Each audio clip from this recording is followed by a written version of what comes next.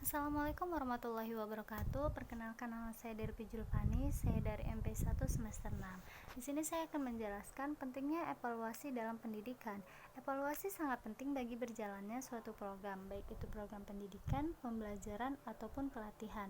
Biasanya tujuan dari diadakannya evaluasi ini adalah untuk mengetahui apakah program yang sudah dijalankan seperti program di atas tersampaikan kepada peserta dengan baik atau sesuai dengan target, ataukah belum sama sekali. Yang kedua adalah pengertian evaluasi pendidikan. Secara harfiah, kata evaluasi berasal dari bahasa Inggris, yaitu education. Dalam bahasa Arab, at-takdir. Dalam bahasa Indonesia berarti penilaian.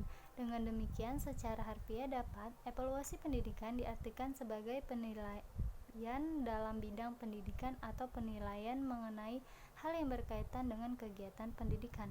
Jadi, evaluasi pendidikan adalah suatu proses penilaian dalam mengumpulkan dan menganalisis untuk menentukan taraf kemajuan suatu aktivitas di dalam pendidikan guna menetapkan pencapaian suatu tujuan baik untuk pendidik dan peserta didik. Selanjutnya, ruang lingkup evaluasi pendidikan. Secara umum, ruang lingkup dari evaluasi dalam bidang pendidikan di sekolah mencakup 3 komponen utama. Yang pertama adalah evaluasi program pengajaran, kedua evaluasi proses pelaksanaan pengajaran, yang ketiga evaluasi hasil belajar.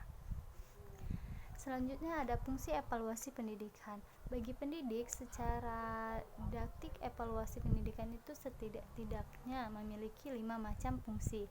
Yang pertama adalah memberikan landasan untuk menilai hasil usaha atau prestasi yang telah dicapai oleh peserta didiknya. Yang kedua, memberikan informasi yang sangat berguna guna mengetahui posisi masing-masing peserta didik di tengah-tengah kelompoknya.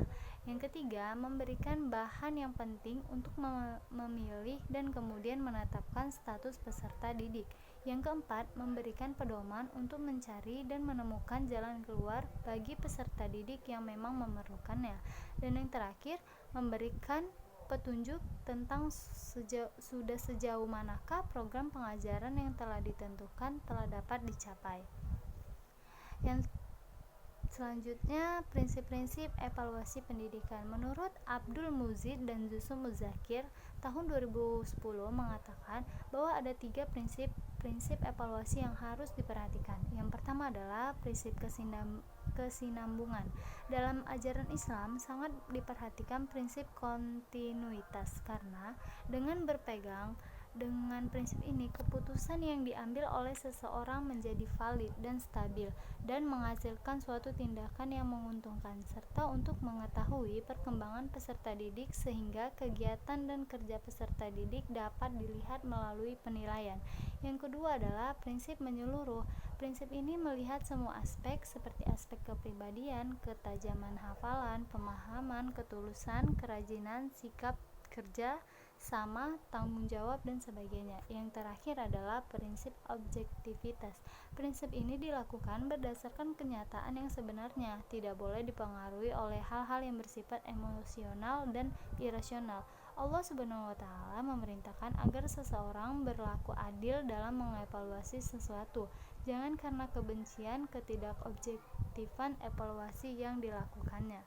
Sekian hasil presentasi saya. Terima kasih.